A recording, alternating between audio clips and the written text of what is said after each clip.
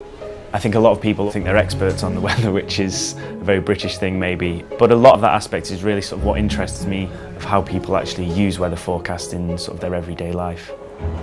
A PhD project is a really creative thing, and I think the British Library is good for finding those little bits of the jigsaw puzzle where there was a gap.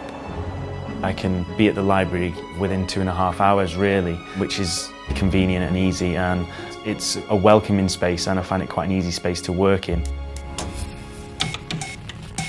Finding something at the library, it's generally a bit of detective work on my behalf, but then with the help of staff at the library if it's something hard to find.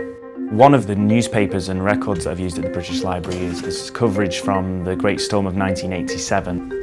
Why didn't they warn us is one of the memorable headlines, and the records there of the storm through the newspapers and through regional newspapers there as well have really helped give me an insight into that event. There is an inspiring element, I guess, to the sort of the history of the actual documents you're looking at.